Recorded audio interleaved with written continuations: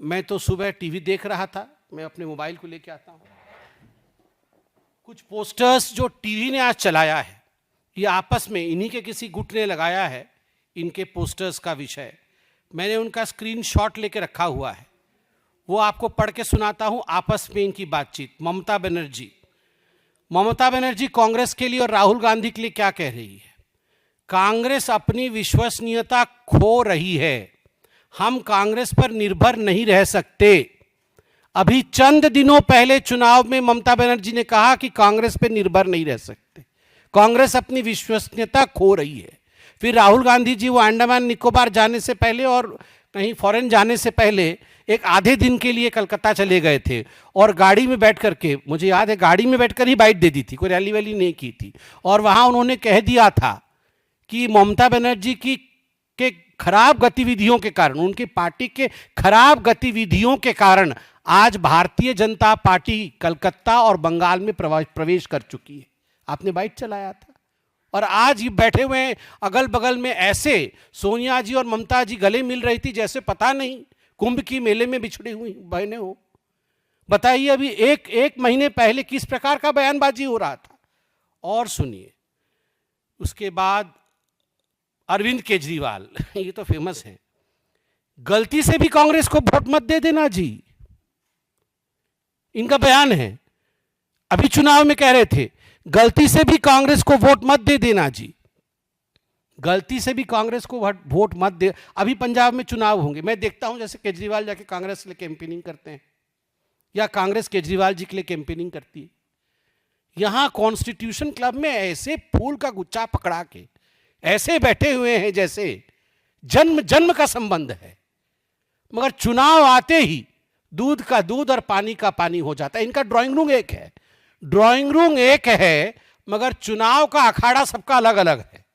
मतलब मीटिंग एक जगह होगी और ड्राइंग रूम से निकलने के बाद चुनाव का अखाड़ा सबका अलग अलग है, सब जाके वहां एक दूसरे को कोसेंगे। आप सोच के देखिए, मैं तो मीडिया देख के घर से ही आ रहा हूं, अभी हर टीवी चैनल में टीएमसी के अंदर का जो द्वंद्व है, टीएमसी के अंदर की जो लड़ाई है, उसको दर्शाया जा रहा है। मैं फैक्ट्स नहीं जानता हूं टीएमसी के अंदर क्या चल रहा है, मगर कुछ ना कुछ आग तो होगा ना, तो धुआं कहां से आ रहा है। तो पहले तो मुझे लगता है इन लोगों को आपस में बैठक करनी चाहिए, टीएमसी वालों को आपस में बैठक करनी चाहिए। और वहां अशोक गहलोत जी तो पता नहीं खड़गे जी को क्या क्या सुना रहे हैं। इनकी क्लोज डोर बैठक हुई कि नहीं अशोक गहलोत जी के साथ? अशोक गहलोत जी को जो मन में आ रहा है वो सुना रहे हैं कांग्रेस के तथाकथित हाईकमान को। और उसके बाद ये इंडी गठबंधन का जो ड्रामा चल रहा है बैठक का, इससे क्या हासिल होगा?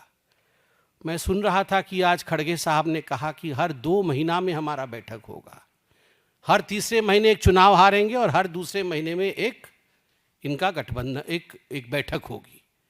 राहुल गांधी जी शतक लगाया है उन्होंने चुनाव हारने में, शतक लगाकर आज ऐसे मुस्कुरा रहे थे जैसे बहुत बड़ा दुर्ग फतह करके आए, बहुत बड़ी जीत हासिल करके आए।